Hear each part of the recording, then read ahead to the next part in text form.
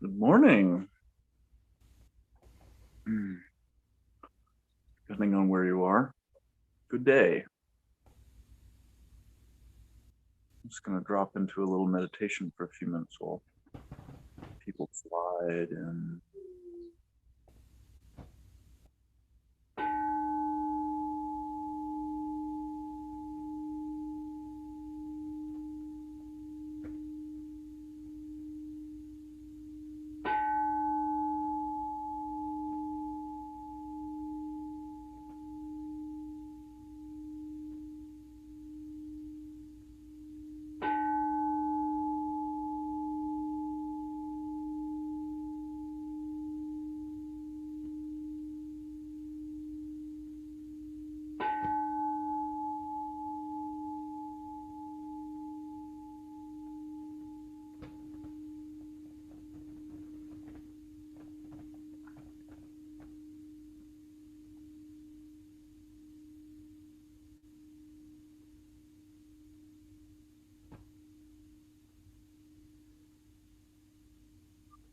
Like great silence at the beginning. Welcome to the beginning. Great silence always filtering up into your meditation, into your life. It's good if you can not be too picky about how it shows up.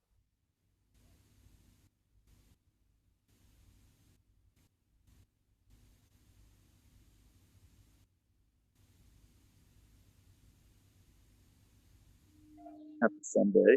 Mm, Welcome.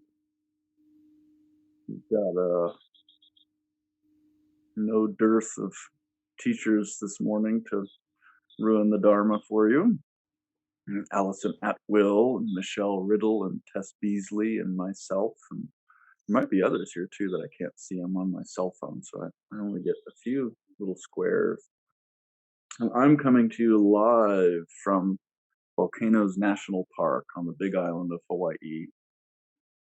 And yeah, so if you, I don't know if you, pretty bright behind me, but hapu'u ferns and all kinds of ohia trees and all kinds of incredible um, incredible creatures out here. And you probably can't hear it, but there's, maybe you can hear it, there's birds and roosters and the occasional dog bark. And if I look up into the trees, the ohia trees, there's the lehua blossom, which is this incredible bright red. It's like it's like an explosion of red light frozen in time. Important flower in the Hawaiian culture. And what I'm doing here is coming home. This is where I was born and raised. I was raised on a different side of the island, but um, coming back to see if this might be a place that we would like to live. And coming home for me is a fraught thing, like I imagine it is for lots of other people too.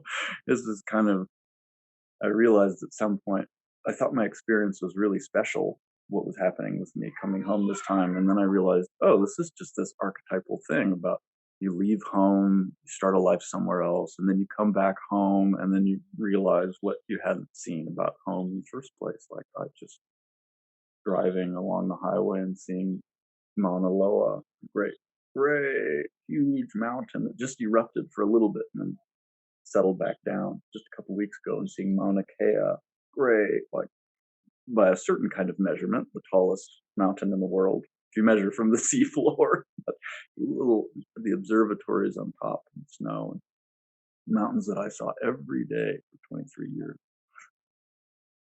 And there's an interesting clash between that.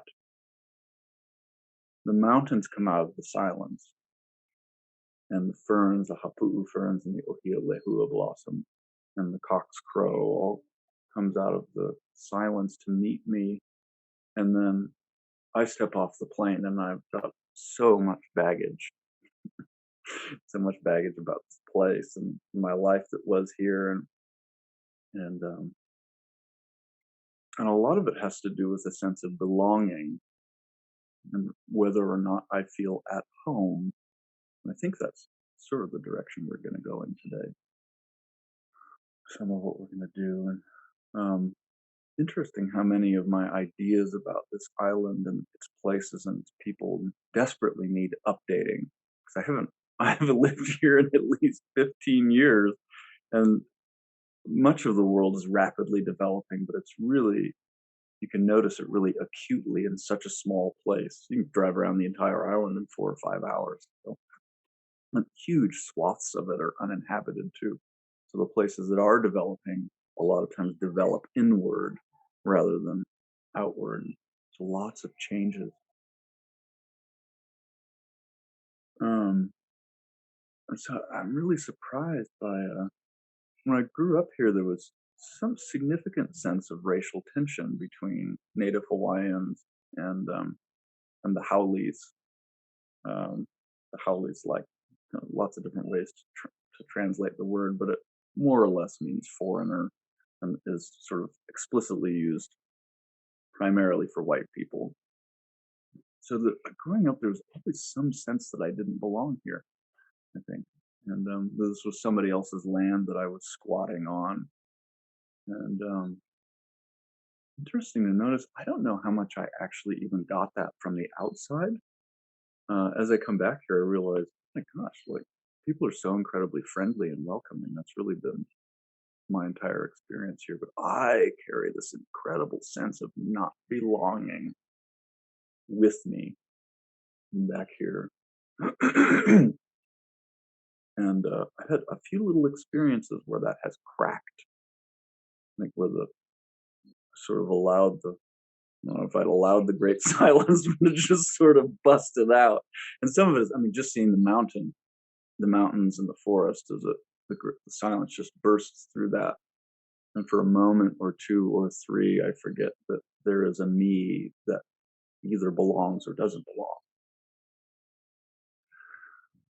Um, as Michelle was saying that earlier today about that, even if you feel like you belong with Allison, but immediately the mind comes up with, oh, even if you feel like you belong, then not belonging arises with that too. So when the silence is there, there is neither belonging nor not belonging. There's no one to belong or not to belong.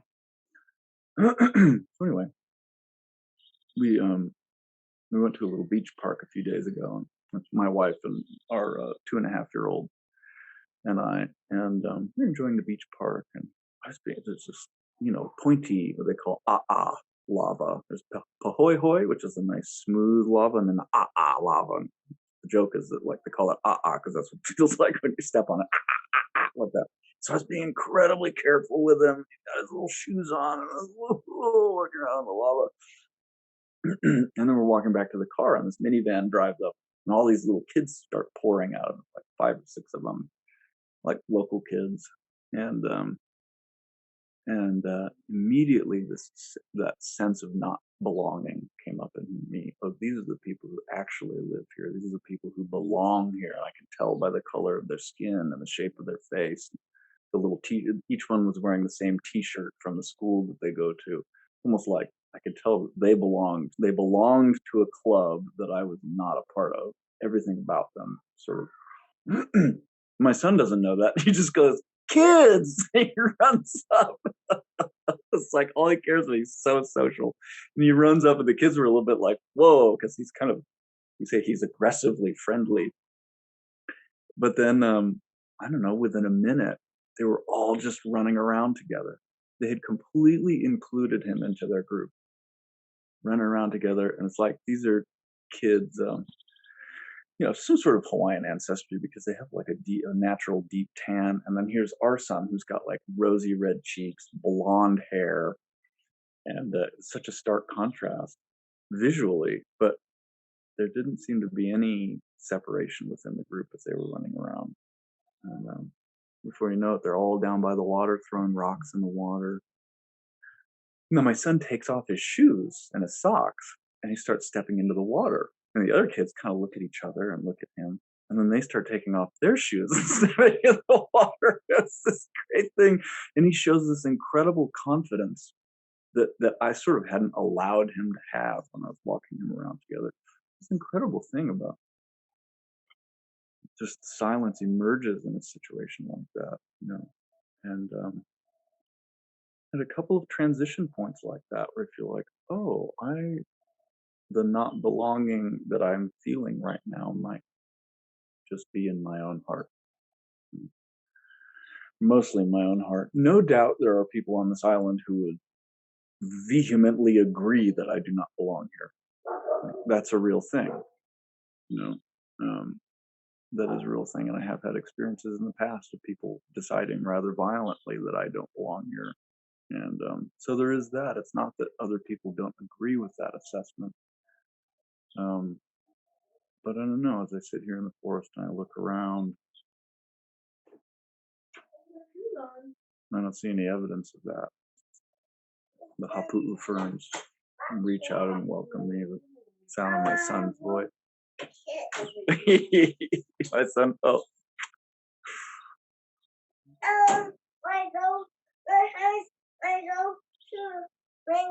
okay, buddy, have fun. Bye. Bye. I got my water. So that, right there, I got my water. you got your water? Good. So I mean, it's like there, right? Who doesn't belong here?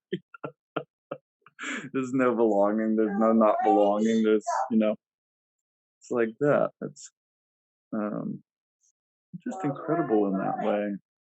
And one more thing to say, and then I'll pass it on. Is so we got here and we didn't know, like, we've been living in Washington State. It's a beautiful place. And we came out here just to see. I don't know, do we want to live out here? And I didn't have a conclusion at all about whether I wanted to live here or not. And then we found a house, and then we put an offer on it. And it was just like this. I mean, we looked at a few houses, but this one, in a way that the draw of the house came up out of the silence. And we had all sorts of, there's this other house and it has more space in this way and it has this and that. I'd be able to set up my drums there, but this other house, it just came out of the silence. And we both felt it in our hearts that, this is the one, despite all of our considerations that there might not be enough space or this or that. Some screws missing from the roof. So then it seemed settled. Okay. I texted everyone, we're moving to Hawaii. We made an offer. They accepted it. We're in the inspection period. And we're planning, like, what kind of fruit trees we might want to plant, what we're going to do with the grass, and where we're going to put what. We're taking measurements. And then we went to spend a night in a little town called Pahoa, which is down on the coast, farther down, closer. It extends all the way down to the ocean. And I'd never really spent any time in Pahoa, primarily because where I grew up, it had a reputation for being like kind of a lot of crazy people and a lot of drugs and a lot of crime. And so I was like, I went down there. It's absolutely gorgeous, and certainly a lot of interesting, very strange people. A lot of old throwback hippies and neo hippies, and after being there for 12 hours, we decided, no, wait, not volcano, this is home. So you can see how quick we've got to cancel the house in volcano. We got to find one in Pahoa. That's the place where we need to be. And this is the reason that the mind starts coming up with all of these. I know. So before I even got here, I thought, Washington's really nice. I like it here. I don't even know if I want to live in Hawaii. And then we get to Hawaii. Hawaii is really nice. I don't want to live anywhere else than volcano. And then, Pahoa is really great. I want to live. Who knows how the mind does all these, comes to conclusions and starts to build a case for why I am now home and this is the only place. And that's what we were talking about that right before this, that there is a true thing there about a sense of place and how it connects with the psyche and soul and heart, but also the silence arises out of all of that, right? And the silence that arises in volcano is a different silence in a way, or it takes a different form than it does down in Pahoa. It takes a different form than it does in Wenatchee Valley in Washington. So it's that incredible thing about the form and emptiness thing about um, red roof, green roof, white house, greenhouse, river, lake, ocean, Hawaiian, Howley, whatever it is, the silence speaks through all of it. So that's my story about belonging and coming home. And I think I'll pass it on to Tess, I think, right?